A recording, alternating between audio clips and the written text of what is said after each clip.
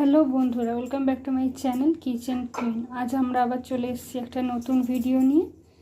আজ আমরা এখানে তোমরা সবাই দেখতেই পাচ্ছ বড় বড় চিংড়ি মাছ রাখা রয়েছে, গলদা চিংড়া বাগদা চিংড়ি যাই বলা হোক।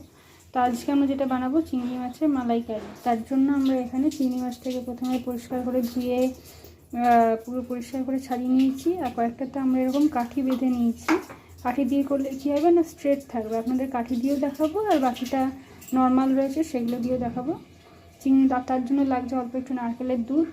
আর চিংড়ি মাছটাকে আমরা প্রথমে আগে একটু নুন, হলুদ আর লঙ্কা গুঁড়ো মাখিয়ে ভালো করে ভেজে নেব। আর এর সঙ্গে লাগছে হচ্ছে পেঁয়াজ, আদা, রসুন আর লঙ্কা বাটা একসঙ্গে আমরা পেস্ট করে নিয়েছি। এখানে মাছগুলোতে নুন হলুদ দিয়েছি, বা একটু জাস্ট ভালো করে মাখিয়ে নেব।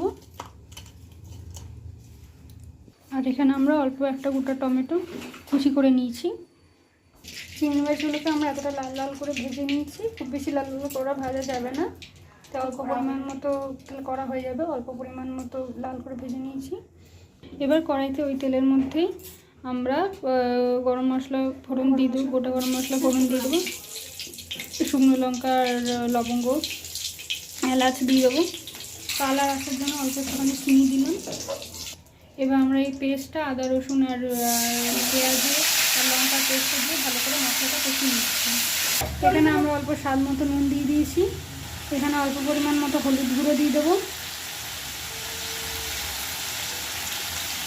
অল্প পরিমাণ মতো লঙ্কা গুঁড়ো দিয়ে দেবো, অল্প পরিমাণ মতো জিরে গুঁড়ো দিয়ে দেবো, অল্প একটু ধনে গুঁড়ো দিয়ে দেবো। সব 1 চামচ পরিমাণ মতো দিয়ে এটাকে দিয়ে আমরা ভালো করে মিশিয়ে নেব।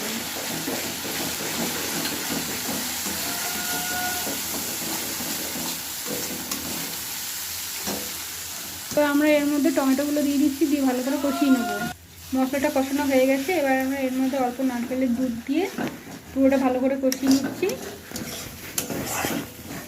তারপর আমরা বাকি নারকেলের দুধটা দিয়ে ভালো করে কষিয়ে নিয়ে চিংড়ি মাছগুলো এর মধ্যে দিয়ে দেবো। এবার আমরা এর মধ্যে বাকি দুধটা দিয়ে দিচ্ছি। নারকেলের দুধটা দিয়ে গ্রেভিটা মোটামুটি ফুটে এসেছে। এবার আমরা এর মধ্যে ভেজে রাখা চিংড়ি মাছগুলো দিয়ে দেবো, দিয়ে জাস্ট হালকা নাড়াচাড়া করে গ্যাসটা অফ করে দেবো।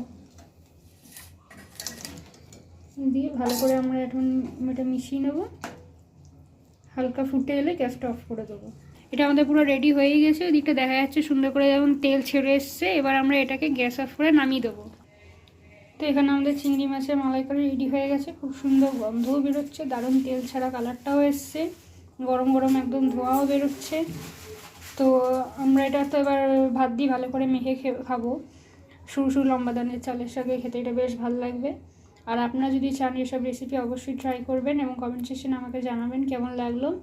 আর এরকম ভিডিও আরও পাওয়ার জন্য আমার চ্যানেলটাকে লাইক, শেয়ার অ্যান্ড সাবস্ক্রাইব করে রাখবেন। আজকের মতো টাটা।